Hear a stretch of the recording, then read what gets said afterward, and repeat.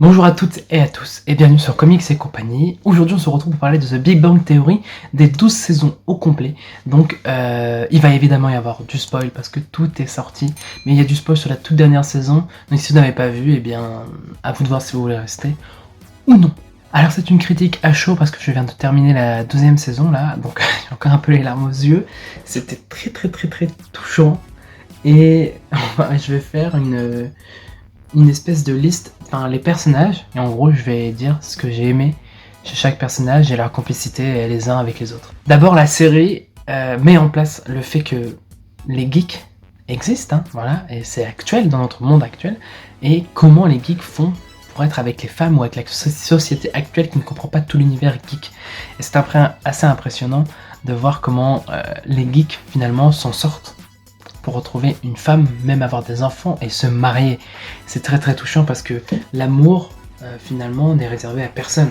Il est pour tout le monde a droit à l'amour. C'est ça qui est génial. Léonard, c'est un très bon personnage, j'ai adoré l'évolution du personnage, du tout début jusqu'à sa rencontre avec Penny et jusqu'à ce qu'il ait un bébé avec Penny dans la saison 12. La relation qu'il a avec Sheldon est assez impressionnante, comme si c'était son enfant. C'est vraiment très touchant. Son univers geek aussi qui est extrêmement drôle, comme ses autres amis Ward, Raj et Sheldon. C'est vraiment très touchant.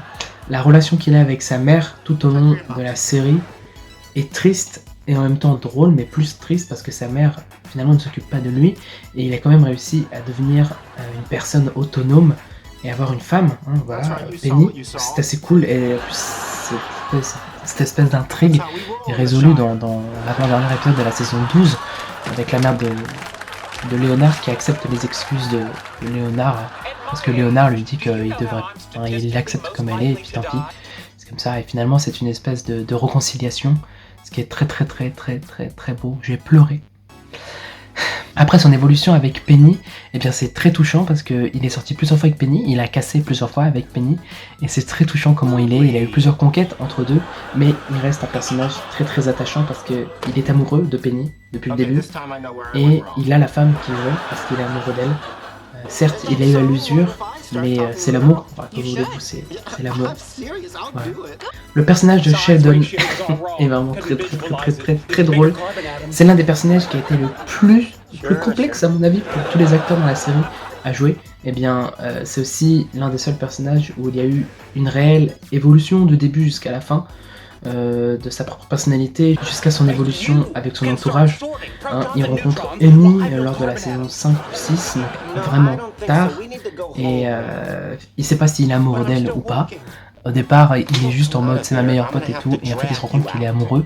Donc, alors que lui, il comprend absolument pas ce que c'est parce qu'il a du mal avec les relations humaines. Et bien finalement, il tombe amoureux d'elle et il la demande en mariage. C'est fantastique parce que ce personnage est très touchant.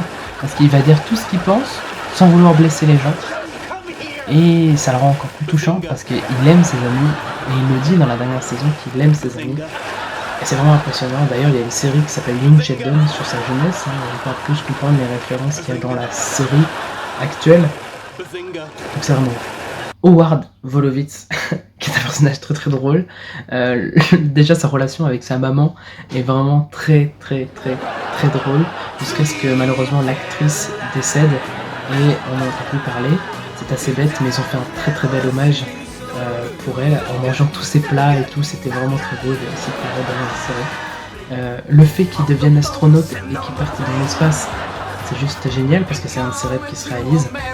Pareil, c'est un personnage, il a eu tout en fait, tout qui est développé, on peut pas faire mieux. Il a rencontré Bernadette alors que c'était un putain de chaud lapin. C'était un chaud lapin, et finalement il rencontre l'amour de sa vie, il a 2 enfants avec elle, et il se marie, il a une maison, il refait la maison de sa mère, enfin, tout est accompli pour lui finalement, tout est vraiment bien, et c'est ça qui est impressionnant avec Rajesh Kutrapali, aussi un personnage, en fait tous les personnages sont drôles, on va pas se cacher, tous les personnages sont drôles, mais lui c'est vraiment très drôle parce qu'au début de la série il pouvait parler à aucune femme, et maintenant il peut parler aux femmes, hein, au bout d'un moment dans la saison 6 ou 7 ou 8, je sais plus trop, il peut parler aux femmes, donc il va rencontrer plusieurs femmes, 4 femmes au total, une qui est très timide, d'autres qui sont très très ouvertes d'esprit, ce qui est assez drôle. Et en fait on se rend compte que il n'est pas forcément fait pour l'amour, ou en tout cas il l'aura pas tout de suite. Il a essayé de s'arranger un mariage avec Anu, et finalement ça n'a pas fonctionné lorsque Howard vient le chercher dans l'aéroport pour l'empêcher d'aller à Londres habiter avec elle. Parce que Howard lui dit qu'il y aura une fille qui va vouloir de lui, parce que comme je vous ai dit, l'amour n'est réservé à personne, c'est pour tout le monde l'amour. Après, ce qui est très touchant avec ce personnage, c'est qu'on ne sait pas s'il est gay ou pas finalement. Il y a beaucoup de complicité entre Howard et Raj, ce qui fait comprendre peut-être qu'il est homosexuel, mais finalement non. Moi finalement, je pense qu'il est juste très efféminé, ce qui rend le personnage encore très attachant. Ce qui est pour les 4 amis, hein, les piliers de la série, les 4, c'est merveilleux de les voir autant geeks qu'ils sont. Tous unis les uns avec les autres. Quand c'est le mariage de l'un, quand c'est le mariage de l'autre, ils vont faire les enterrements de vie de garçon. C'est vraiment très. Ensuite on va parler des filles, hein, des femmes de nos chers héros. On va d'abord parler de Penny Hofstadter, qui est un personnage très drôle aussi. C'est un personnage lambda, une espèce de vieille caricature des vieilles filles au lycée qui veulent pécho tout le monde et qui baisent à gauche à droite. Finalement, ce personnage a été très bien développé parce qu'elle change du tout au tout en rencontrant Léonard. Elle n'accepte pas le fait qu'elle puisse l'aimer et finalement elle l'aime alors qu'il n'y a rien en commun. Mais comme Léonard dit, les opposés s'attirent. Voilà, c'est comme un électron et un neutron. C'est ça ? Oui, je crois. Oh là, mes notions de scientifiques sont parties. Mais c'est très touchant. Vraiment. Jusqu'à ce qu'ils se marient 2 fois. Pourtant, Léonard lui demande plusieurs fois la main, il refuse, et elle aussi elle refuse des 2 côtés jusqu'à ce qu'ils se marient à la douce à Las Vegas, et ensuite se marient une 2e fois devant tous leurs amis et leurs parents, et c'est vraiment magnifique, en fait, vraiment magnifique.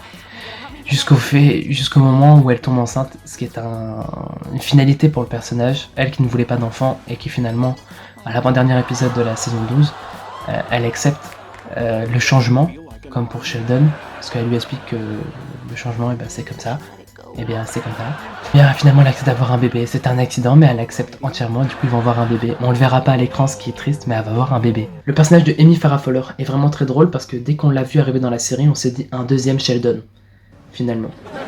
Au début c'était vraiment un 2e Sheldon, sauf qu'après, elle est redevenue un peu comme ses amies Bernadette et Penny. Elle est très attachante et je trouve que c'est l'actrice la plus magnifique de la série. Elle est vraiment très belle par son jeu d'acteur. Et il faut aussi savoir que c'est une vraie scientifique dans la vraie vie et non pas une actrice. Bon, attends, c'en est une, mais c'est aussi une véritable scientifique et c'est la seule scientifique de tous les acteurs. C'est ça qui est assez drôle. Sa relation avec Sheldon est assez touchante aussi. Ils se marient, ils sont cassés une fois, après ils se marient. C'est vraiment très beau. Bon, eux, ils n'auront pas d'enfants, en tout cas pas maintenant, enfin, en tout cas on sait pas. Mais c'est très. Bernadette, trop drôle. Bernadette, c'est la caricature de la femme dominante. Elle est toute petite, elle a une voix hyper aiguë, et elle fait peur à tout le monde. Elle trouve Howard se marier avec lui et a 2 enfants, et c'est vraiment elle qui gère tout. Elle est très attachante. Son personnage est vraiment très drôle quand elle dirige tout le monde. Lorsqu'elle travaille avec Penny, elle fait voir à Penny comment gérer son équipe et tout. Et en fait, c'est une vraie tyran. Et c'est ça qui fait que le personnage est vraiment très drôle. Vraiment très drôle. La relation avec les 3 filles, elle est juste magnifique. Parce que Amy pense que c'est la meilleure des copines et tout. Alors que des fois non, mais des fois oui. Mais ça reste quand même la meilleure des copines. Et les 3 filles ensemble sont vraiment très drôles. C'est 3 diablesses finalement qui font plein de bêtises.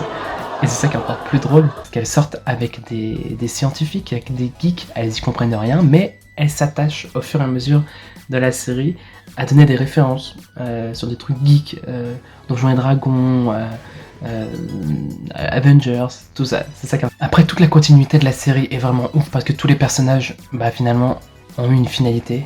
Tous les personnages. Stuart, pareil, il sort avec une fille qui s'appelle Denise. Stuart, son évolution de son personnage est assez impressionnante aussi parce que c'est un mec raté qui tient une boutique de BD, finalement, jusqu'à ce que sa boutique elle brûle. Il va habiter chez Bernadette et Howard pour s'occuper d'abord de la mère de Howard jusqu'à ce qu'elle meure. Après, il reste habité chez Howard et Bernadette.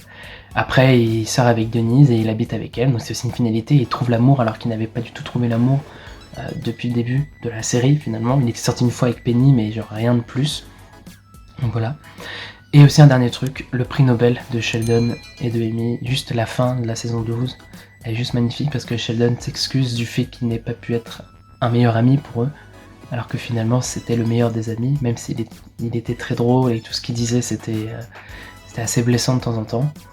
Mais ça reste un personnage très touchant. Voilà, j'espère que la vidéo vous a plu. Moi je suis encore un peu, vous voyez, je suis tout calme, parce que je suis encore un peu sous l'émotion et tout.